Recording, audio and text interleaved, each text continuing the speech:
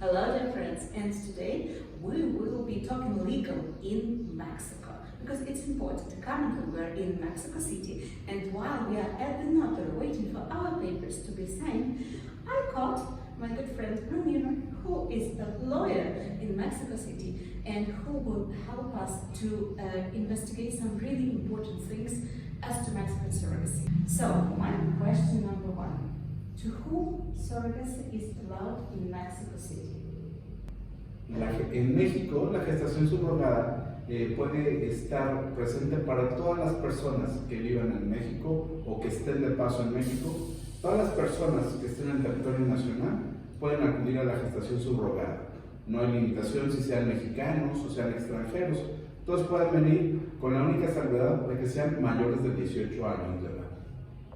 Today we are signing the power of attorney. Why do we need it? ¿Qué necesita para ello? ¿Para qué firmamos hoy el poder? El poder general para pleitos y cobranzas que nos dejan los padres de intención es muchas veces necesario para poder representarlos a ellos en juicio, en la demanda inicial, puede ser del amparo, puede ser de la jurisdicción voluntaria, ante un juez federal o ante un juez familiar. Entonces, hay casos, particularmente cuando los papás son extranjeros, que bueno, pues nos dejan este tipo de poderes jurídicos para que podamos presentar el juicio a su nombre y su representación. Eso no nos delega ningún derecho, pero provisionalmente los podemos representar de esta manera para que ellos estén tranquilos y cuando estén aquí en México, bueno, pues puedan presentarse ante los jueces competentes. And can this be done like distantly? Can the couple or a parent sign this power of attorney in their country and then send it over here? Pueden firmar un poder general para pleitos y cobranzas en su país. En este caso, para que sea válido en México, lo tendrán que apostillar en su país y posteriormente se tendrá que traducir por perito oficial mexicano para que podamos tomarlo en consideración en las autoridades jurisdiccionales mexicanas. Thank you. Yesterday, we signed the agreement with the surrogate. Why it is important to sign this agreement at the notary? Bueno, en México, la Suprema Corte de Justicia de la Nación ha señalado que es un requisito indispensable que se ratifique este contrato ante notario, porque el notario va a verificar la identidad de los firmantes de este contrato y consecuentemente va a verificar que son ellos que tienen capacidad legal a su experiencia, a su experticia de firmar este contrato. Esto es importante porque es un primer filtro. Si bien el notario no puede validar o darle valor probatorio a un contrato de esta naturaleza, porque eso es facultad exclusiva del juez, la realidad es que es un primer filtro que se hace para la máxima protección de los derechos humanos de los intervinientes. And are there any other legal actions needed before a surrogate is pregnant? Sí, en semanas anteriores, hace unas cuantas semanas, la Suprema Corte de Justicia de la Nación determinó que los procedimientos de jurisdicción voluntaria se pueden resolver este tipo de procedimientos de gestación subrogada ante un juez familiar.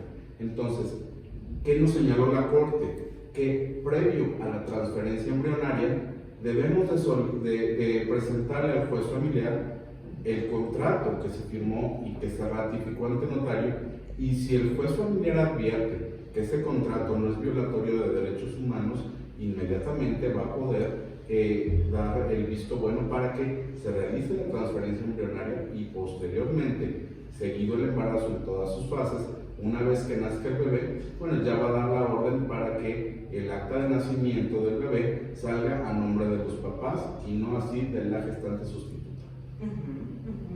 Okay, so when pregnancy is achieved, what is the legal process?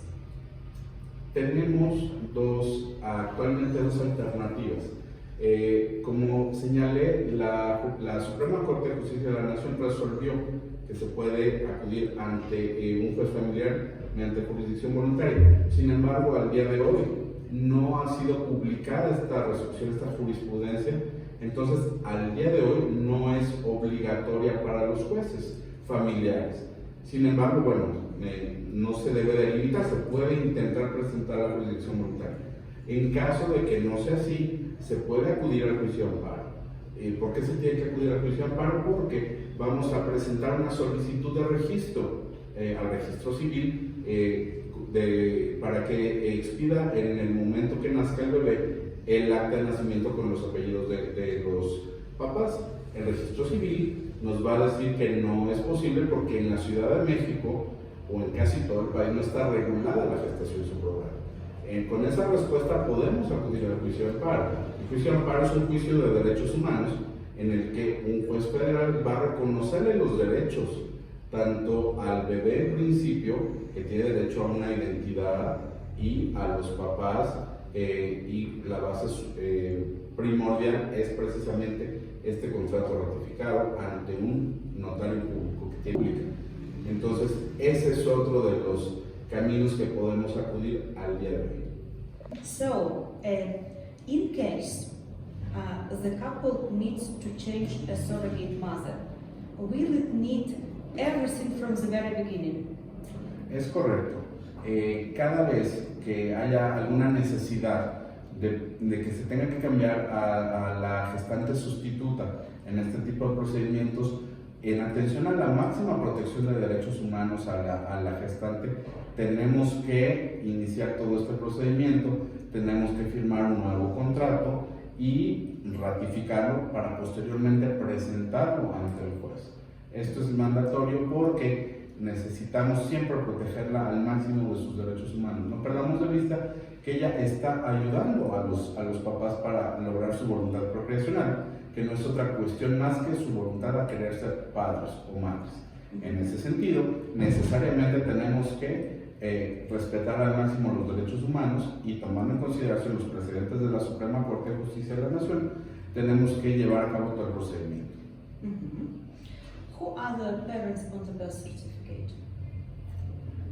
Para la intención de este tipo de procedimientos es que en el acta de nacimiento únicamente se reconozca ya el derecho de los papás a la identidad y filiación de su hijo. Entonces, con el procedimiento de jurisdicción voluntaria o con el juicio de amparo, podemos lograr que los jueces respectivos reconozcan que los papás intencionales son los papás del bebé. En ese tenor, el acta de nacimiento va a salir invariablemente únicamente con ellos como los papás, y ya no aparecerá bajo ningún supuesto el nombre de la gestante, porque ella no es la mamá. Ella únicamente es la persona que los ayudó a lograr su voluntad profesional. Y digo únicamente no en sentido peyorativo, sino simplemente es por el hecho de que la gran ayuda que les dio es para esos fines y no para reconocer una maternidad. How long will be a legal process after the baby is born? En este caso, si tomamos en consideración el juicio de amparo, una vez que nace bebé, estamos tardando aproximadamente 1 mes y medio, 2 meses para tener sentencia definitiva y que pues obviamente ya tengamos el acta de nacimiento definitiva. Es importante señalar algo: en tratándose de juicios de amparo, podemos obtener básicamente desde la admisión de la demanda una orden para que el registro civil nos dé un acta de nacimiento provisional, que tiene las mismas características que un acta de nacimiento definitiva, con la única salvedad que es provisional. En ese sentido, ya va a tener desde esa acta provisional únicamente los apellidos de papás, no así de la gestante, y esta la estamos teniendo aproximadamente en 10 días hábiles después de presentar la demanda, más o menos. Okay. What if the couple decides to have both? Own the passport of their country and the Mexican passport. Is it possible? Se puede obtener el pasaporte mexicano a la par del pasaporte del país donde se traten. Sin embargo, sí quiero hacer hincapié en algo. Desafortunadamente, las oficinas de pasaportes en México, de la Secretaría de Relaciones Exteriores, de forma injustificada dilatan la expedición de pasaportes mexicanos, tratándose de bebés nacidos en procedimientos de gestación subrogada. Las autoridades judiciales del país, tanto la Suprema Corte de Justicia de la Nación como plenos regionales de circuito y tribunales colegiados de circuito, han determinado que es ilegal este retardo injustificado, es discriminatorio.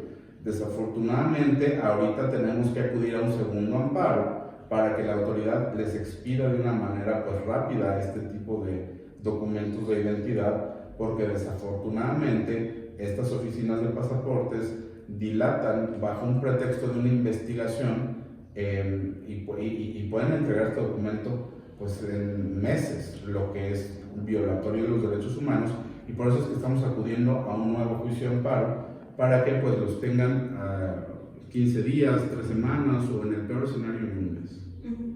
And I'm using the word couple because we have a wonderful couple behind the scenes. However, as you said, surrogacy for single parents is also allowed. How differ process for single parent from process for, let's say, couples? Aquí no hay diferencia entre padres solos o parejas de padres.